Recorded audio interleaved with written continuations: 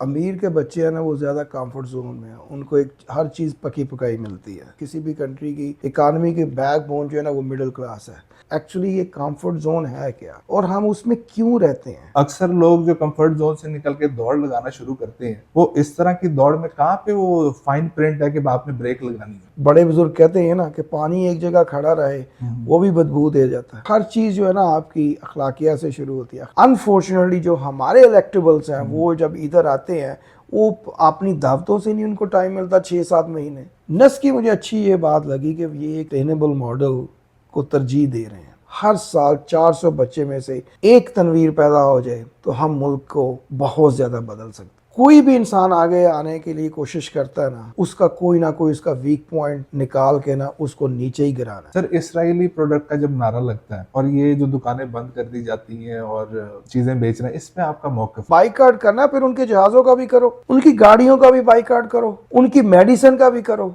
अगर इनको पता चल जाए कि अच्छा जी आज हमें अमेरिका का फ्री वीज़ा मिल रहा है, तो वो सारे लपके जाएंगे।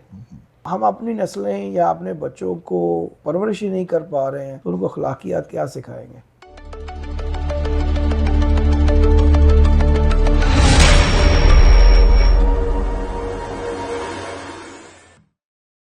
अस्सलाम वालेकुम, मैं हूं क़याम खान और आप देख रहे हैं डायस्पोरा एक्सपीरियंस। आज का टॉपिक जो है वो एक शख्सियत है, एक ख़ास शख्सियत जिनका ताल्लुक पाकिस्तान से भी है और अमेरिका से भी। सियालकोट से इनिशियली इनकी जाए पैदाइश है और बड़े बड़े काम किए इन्होंने पाकिस्तान में भी और अमेरिका में भी। आज हम दावत देते हैं जनाब तनवीर अहमद साहब को कि उन्होंने अपने कीमती वक्त में से हमारे लिए भी कुछ निकाला। सो प्लीज़ तनवीर अहमद साहब, अस्सलाम वालेकुम। जी वाम sir, thank you for having me. बहुत शुक्रिया सर आने का। थोड़ा सा अपना बैकग्राउंड हमें बताना पसंद करेंगे। हम बहुत शोज़ में माजरत के साथ सुन चुके हैं, लेकिन जो चीज़ें हमें नहीं पता वो आप बताना चाहें कि इब्तदाई तालीम कहाँ से हासिल की, एजुकेशन, ग्रेजुएशन और फिर अमेरिका तक का सफ़र। सर, सियालकोट के एक छोटे से गाँव आडा में मेरी पैदाइश हुई। वहाँ से ही एलिमेंट्री स्कूल एक कैथोलिक स्कूल से हासिल की जो हमारे घर के बिल्कुल पास था। फिर स्पेशली मेरी वालदा ने उन्होंने डिसाइड किया कि बच्चों को तालीम जो देनी है एक अच्छे स्कूल से देनी चाहिए। So that was her dream to put us basically one of the best school in the city.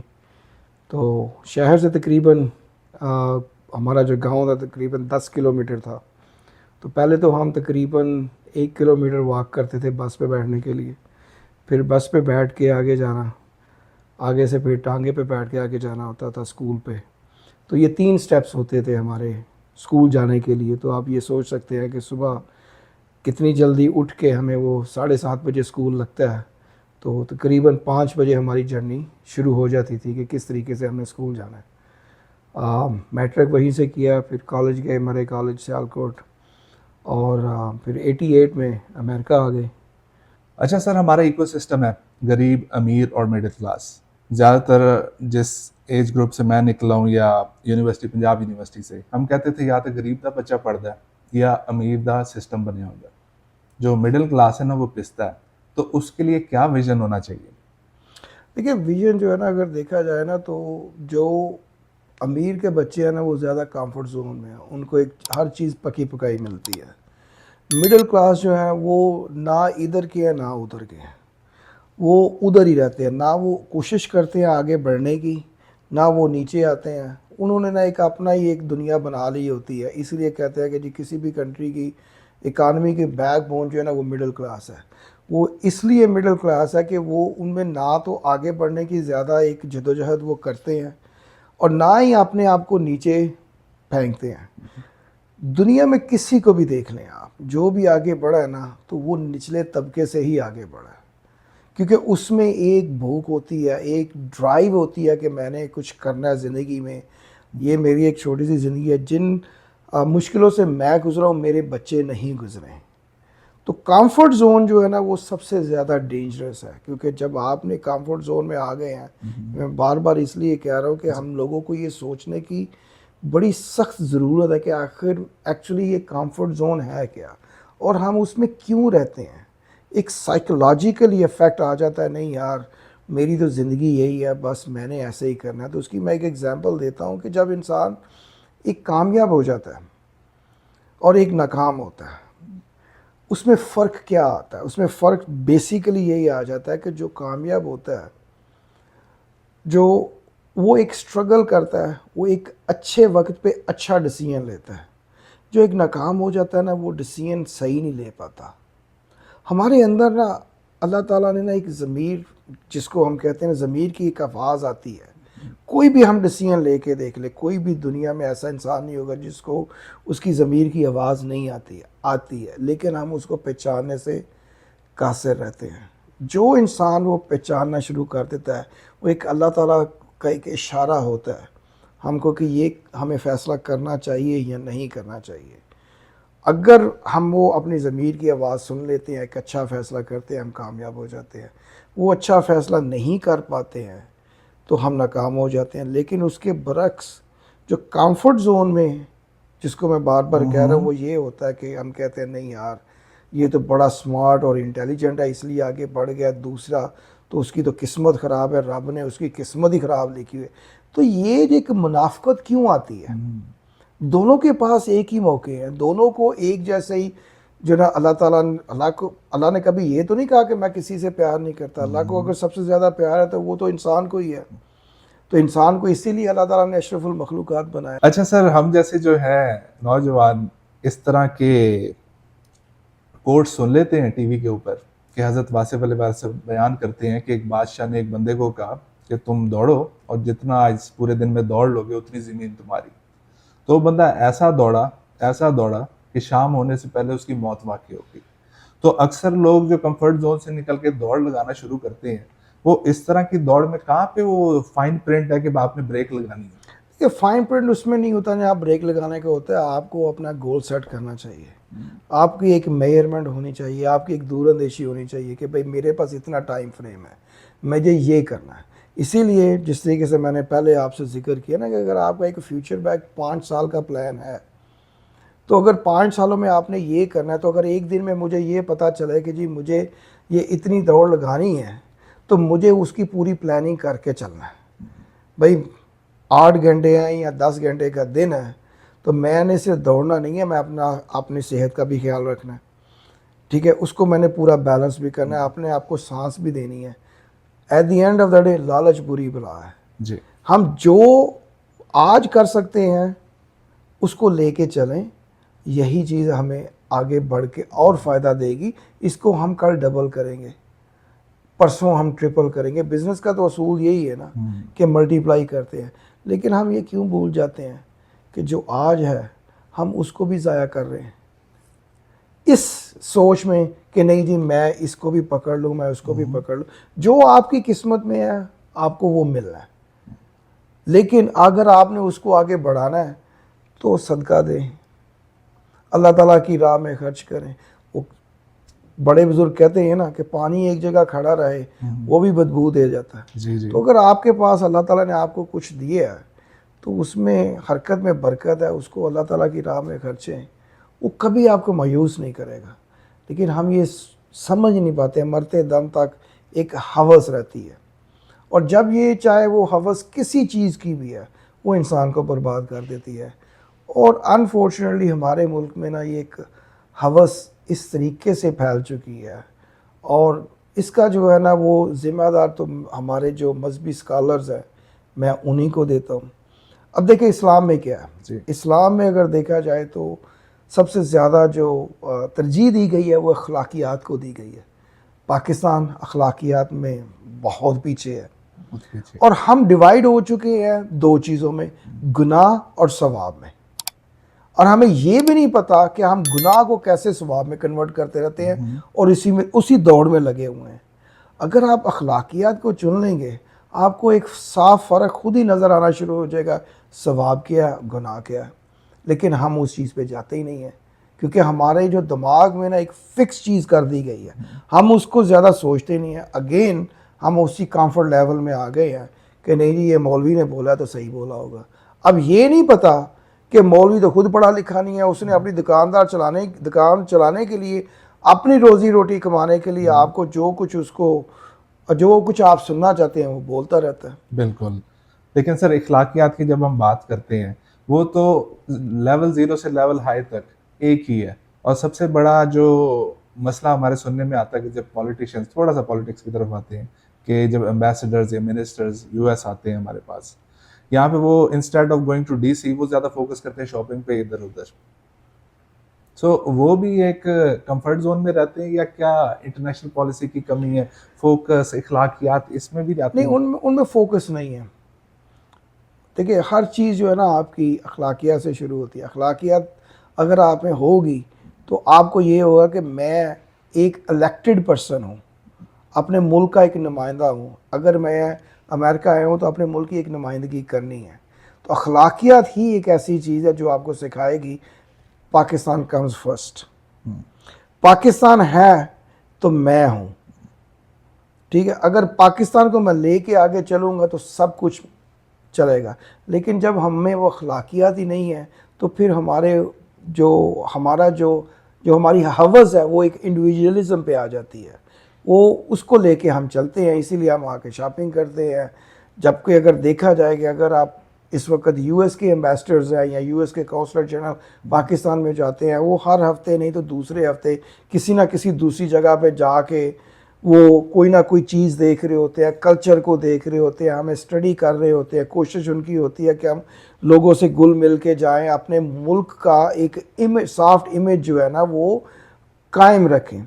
Unfortunately जो हमारे इलेक्टेबल्स हैं वो जब इधर आते हैं, वो अपनी दावतों से नहीं उनको टाइम मिलता 6-7 महीने, वो जाते ही नहीं, इतने कंफर्ट जोन में रह जाते हैं। नहीं जी, हमने तो सिर्फ अपनी दावत में ही जाना है। कुछ बोलने से डरते हैं, कुछ उनको अपनी इंग्लिश लैंग्वेज से मसला हो जाता है, कुछ इतना वो कॉम्प्लेक्स का शिकार रहते हैं कि आगे वो बढ़ ही नहीं पाते हैं।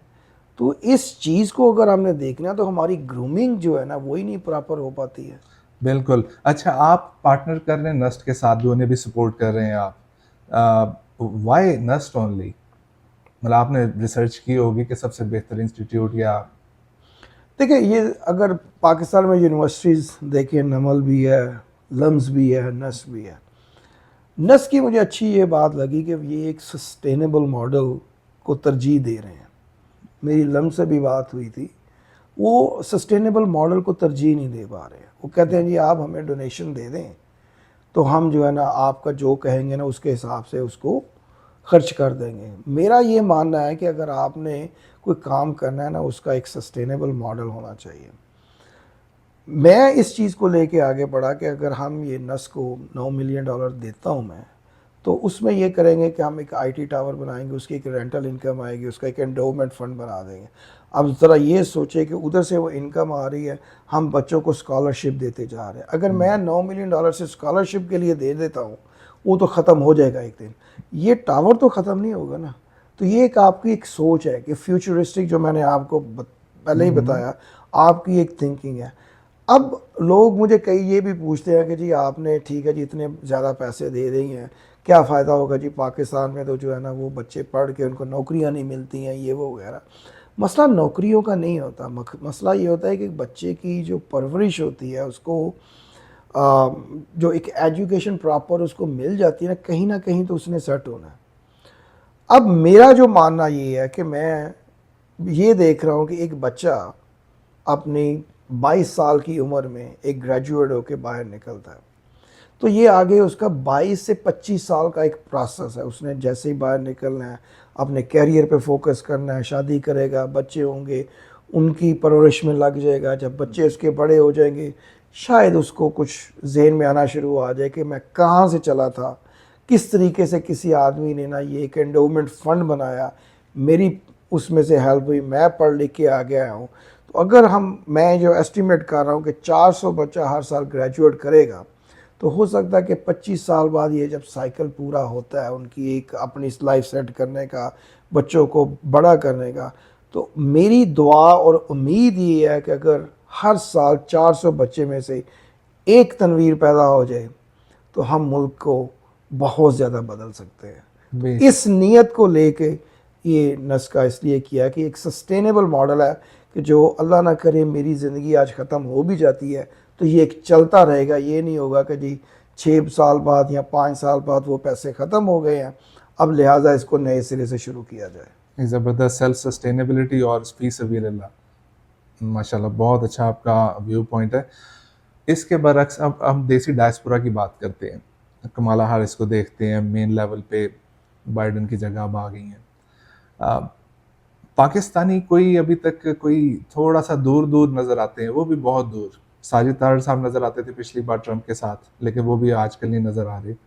तो ये किस लेवल पे आके इधर इंसान काम शुरू करे या पॉलिटिकल व्यू उसका डेवलप होना चाहिए? अमेरिका में जो हमारे लोग इसलिए नहीं आगे बढ़ पा रहे कि अनफॉर्चुनेटली कि हमारी जो कम्युनिटी है ना वो अब इतनी ज़्यादा डिवाइडेड है, और हम में जो लेग पुलिंग इतनी ज़्यादा है, लोग उससे भी डरते हैं।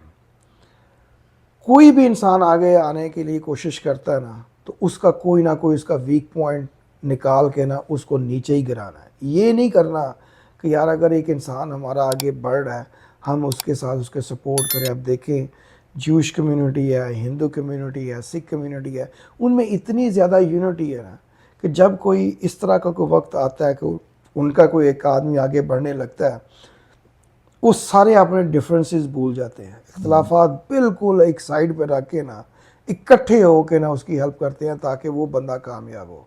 उनके ज़हन में क्या होता है, अगर ये बंदा कामयाब होगा तो ये हमारा रिप्रेजेंटेटिव होगा, हमें लेके आगे चलेगा। आप पाकिस्तान की अगर तरफ आते हैं तो कोई भी पॉलिटिकल पार्टी है वो सिर्फ अपने आप को देख रहे होते हैं, अपनी एक पॉलिटिकल आइडियालॉजी को देख रहे होते हैं।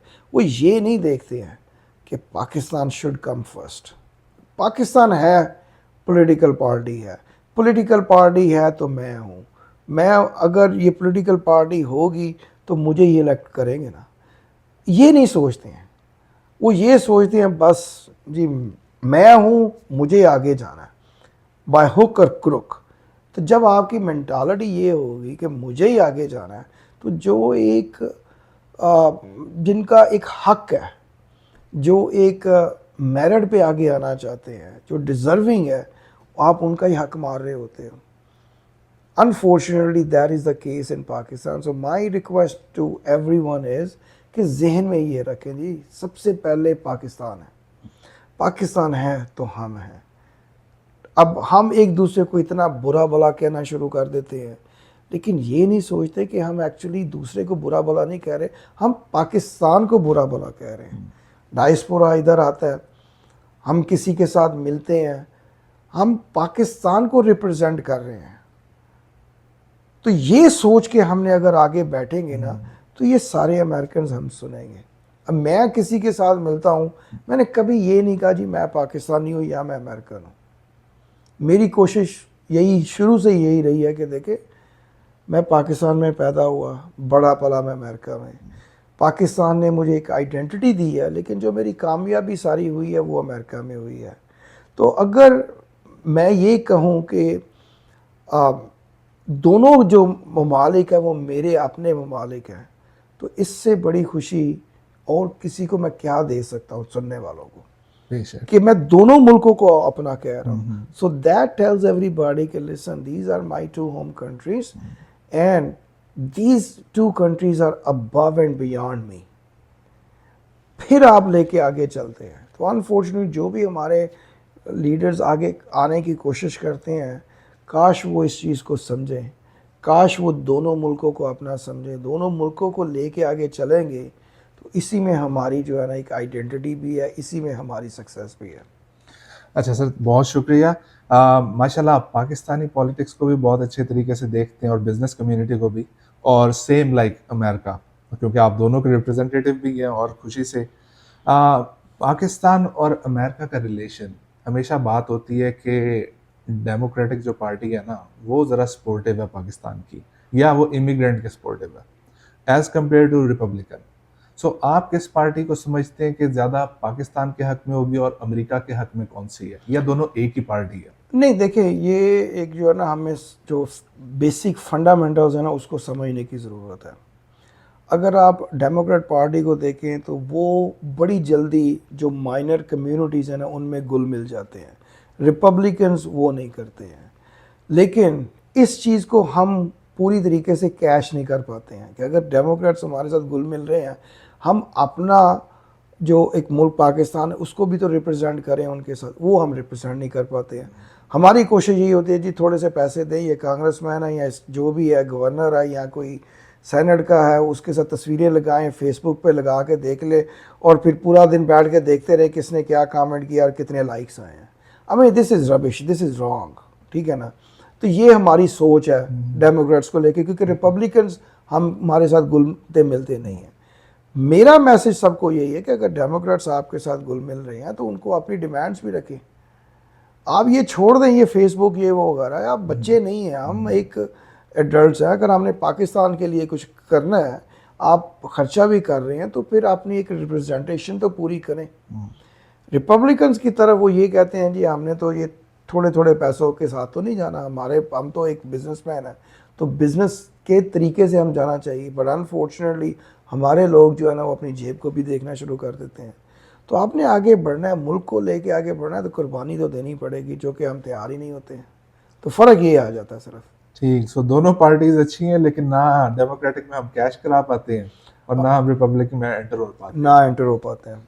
बहुत खूबसूरत तरीके से आपने बयान किया ये अमेरिकन पॉलिटिक्स का। अच्छा सर, इंटरनेशनल जो पाकिस्तान में अक्सर मुहिम चलती रहती है, ये बिजनेस माशाल्लाह आपका KFC से भी कितना लॉन्ग टर्म का ताल्लुक है, उनके क्वालिटी के साथ सब मेंटेन करना, पूरे प्रोग्राम रन करना। सर, इसराइली प्रोडक्ट का जब नारा लगता है और ये जो दुकानें बंद कर दी जाती हैं और चीज़ें बेचना, इसमें आपका मौक़िफ़ क्या है?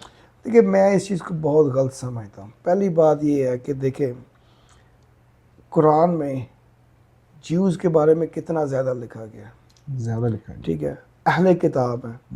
अगर आप उनको नहीं मानते तो आप तो मुसलमान ही नहीं हैं, मेरा मानना ये है। बाकी अल्लाह जानता है, मुझे ज़्यादा जो है ना मैं मज़हब के ऊपर बात नहीं करना चाहता।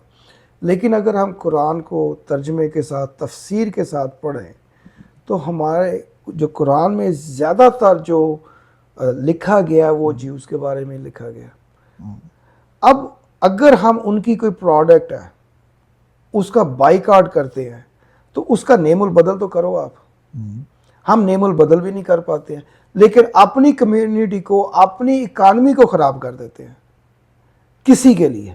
ये ऐसा क्यों करते हैं? क्योंकि हमें जाहलियत इतनी है, हम ये सोच ही नहीं पा रहे हैं कि हम तो खड्डे तो अपने लिए खोद रहे हैं, किसी का कोई नुकसान नहीं इतना कर रहे हैं। नुकसान तो हम अपने मुल्क का कर रहे हैं। इसीलिए मैं कहता हूँ पाकिस्तान का सोचना शुरू करें, दूसरों का ना सोचें कि वो क्या करते हैं। अब हमारे यही जो अपने इस्लामिक स्कॉलर्स हैं, ये उनकी एक जो है ना उनकी एक फिडुशरी ड्यूटी है, उनकी एक मॉरल ड्यूटी है कि वो इस चीज़ को एक डिफरेंट नज़रिया लेके आए, एक डिफरेंट टॉपिक के साथ जो है ना कौम को उजागर करें कि ये हमें सबको मिलजुल के चलना है। अब यही स्कॉलर्स जो हैं, जब देखें वो जाते हैं उम्रे पे, हज पे, किन के जहाज़ों पे बैठ के जाते हैं? यहूदियों के जहाज़ों पे बैठ के जाते हैं। मेडिसन किन की है? यहूदियों की है। इलाज करवाना है उनकी, बेसिकली उन्हीं की इक्विपमेंट्स पे जाके बैठते हैं। तो ऐसी मुनाफकत हमें क्यों है कि नहीं जी उस चीज़ का बस बाइकआउट कर दे। बाइकआउट करना फिर उनके जहाज़ों का भी करो, उनकी गाड़ियों का भी बाइकआउट करो, उनकी मेडिसिन का भी करो। अब आखिर में एक मैं सिर्फ यही बात बोलूँगा, अगर इनको पता चल जाए कि अच्छा जी आज हमें अमेरिका का फ्री वीज़ा मिल रहा है, तो वो सारे लपके जाएंगे। ऐसा क्यों है? क्योंकि हम वो उस चीज़ से बाहर निकल ही नहीं पा रहे हैं। तो ये मेरी एक जो इस्लामिक स्कॉलर्स हैं उनसे एक रिक्वेस्ट है कि वो इस चीज़ को थोड़ा सा ना एक ब्रॉडन तरीके से सोचे, एक ओपन माइंड सेट रख के सोचेंगे ना, तो वो मुल्क को तबाही से बचा सकते हैं। अदरवाइज़ यही है कि अपनी इकानमी हम खुद ही तबाह करते जा रहे हैं, किसी का क्या जाता है। इसका मैं एक एग्जांपल देता हूँ कि नस्र में मैं इसी साल फरवरी में गया, तो मेरे साथ शेख नूरी साहब जो जिनके पास हजूर पाक सल्लल्लाहु अलैहि वसल्लम के रोज़ा मुबारक की चाबी है और वो हज़रत बिलाल हबशी की फैमिली से हैं, तो उनकी नस्ल दर नस्ल वो चाबी जो है उनकी नस्ल में चलती आ रही है। और वो दरवाज़ा वही खोलते हैं जब हजूर पाक के रोज़ा मुबारक के अंदर जाना होता है, या उनकी चदरें चेंज करनी है, या कुछ जो भी उधर इत्र डालना है, या कोई सफाई करनी है, तो ये सारी जिम्मेदारी उनकी होती है। तो वो आए, उनको मैं यूनिवर्सिटी में ले गया, तो थोड़ा सा उन्होंने दुआ वगैरह की, यूनिवर्सिटी के लिए दुआ की, पाकिस्तान के लिए दुआ की। तो कुछ स्टूडेंट्स की ख्वाहिश थी कि उनसे कोई क्वेश्चन किए जाएं, तो the permission was given to them. तो सरप्राइजिंगली जो पहले स्टूडेंट ने सवाल किया, तो मेरे नज़र में ये था कि ये शायद इस्लाम के बारे में पूछेंगे, कोई एक इस्लामिक से उनका ताल्लुक़ है, और सोचे कि वो हज़रत बिलाल हबशी की फैमिली से हैं और कहाँ पे बैठते हैं, हम तो उनके पाँव की जो जूती है उसके बराबर भी नहीं है। उनसे वो फ़लस्तीन का सवाल का पूछना शुरू कर दिया। भाई आप, अच्छा मुझे थोड़ा सा उसमें गुस्सा आया, मुझे ये था कि आप उनके साथ इस्लाम के बारे में पूछे कि आपने उनसे फ़लस्तीन की जंग के बारे में शुरू कर दिया, जी उधर क्या हो रहा है, ये क्या, आप इसके बारे में क्या कहना चाहते हैं। तो मैंने उसको बोला, अगर आपको इतनी ज़्यादा तकलीफ़ है फ़लस्तीनियों की, अपने मुल्क की आपको तकलीफ़ें नज़र नहीं आ रही हैं, तो ऐसा करते हैं ना, मैं टिकट लेके देता हूँ, आप फ्लाई करो, जाके जिहाद करो। तो ये चीज़ें जो है ना, जब तक हम जो है ना नहीं सोचेंगे ना थोड़ी सी डिफरेंट, यार ऑफ द बॉक्स, हम आगे नहीं बढ़ सकते। हम उसी एक जो है ना छोटे से जहन को लेके ना, वो आज से बजाय इसके कि दुनिया आगे बढ़ती जा रही है, हम पीछे चलते जा रहे हैं। हमें अपनी सोच बदलनी है। अच्छा, इखलाकियात भी पैदा करनी है, सोच भी बदलनी है, और ये किस लेवल से शुरू होता है? ये तो बचपन से ही शुरू होगा ना सर? देखिए, ये हमारे माँ बाप से शुरू होता है। सबसे पहले टीचर जो होते हैं ना हमारे, वो हमारे माँ बाप होते हैं।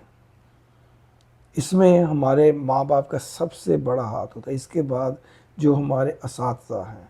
पर अनफॉर्चुनेटली आज अगर आप देखें तो माँ बाप को ना वो सोशल मीडिया से फुर्सत ही नहीं है, वो बच्चों को टाइम ही नहीं दे पाते हैं। तो ये एक बहुत बड़ा अलमिया बन चुका है पाकिस्तान में कि किस तरीके से बच्चे की परवरिश करनी है।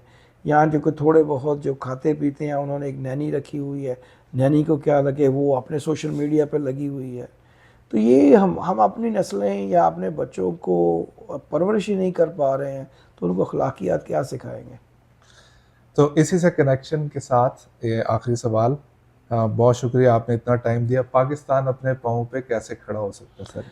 देखिए, पाकिस्तान एक ही तरीके से खड़ा हो सकता है कि कोई भी पॉलिटिकल पार्टी है वो सब मिल के आगे बढ़ें, यही सोचें कि जी सबसे ऊपर पाकिस्तान है। अगर सबसे ऊपर पाकिस्तान है तो हम पाकिस्तान के रिप्रेजेंटेटिव्स हैं और हमें मिल के चलना है। अगर हम ये सोच पैदा कर लेंगे तो चाहे कुछ भी हो जाए, हम आगे ज़रूर बढ़ेंगे। कोई भी दुनिया की अगर आप डेवलप कंट्री को देख लें, उनका एक यही मोटिव होता है कि जी हमारा मुल्क है तो हम हैं। पर अनफॉर्चुनेटली हमारी जो है ना वो बदकिस्मती यही है कि हम ये सोच ही नहीं पैदा कर पा रहे हैं। हमको सिर्फ एक हवस लगी हुई है कि मैंने कितना बनाना है, उसने क्या किया था, मैंने क्या करना है, उसने जी 10 रुपये कमाए थे या बनाए थे, मैंने अब 20 करने हैं। हम इसी हवस में लगे हुए हैं और अपने मुल्क को भूल गए हैं। और हमें अपने मुल्क को अगर बचाना है तो मुल्क को सबसे ऊपर रखना है। अपने एक लालच, जो अपना इंडिविजुअल लालच है, उससे भी ऊपर रखना है, फिर ही हम कामयाब हो पाएंगे। बहुत शुक्रिया तनवीर साहब, आपका थैंक यू वक्त सर। निकालने के लिए, और जितने आपने मुफीद दवाएं बताई हैं बच्चों के लिए और बुजुर्गों के लिए, उस पर अगर अमल हो जाए तो वाकई अपने पैरों पे मुल्क खड़ा हो सकता है। बिल्कुल, बहुत बिल्कुल खड़ा हो सकता है सर।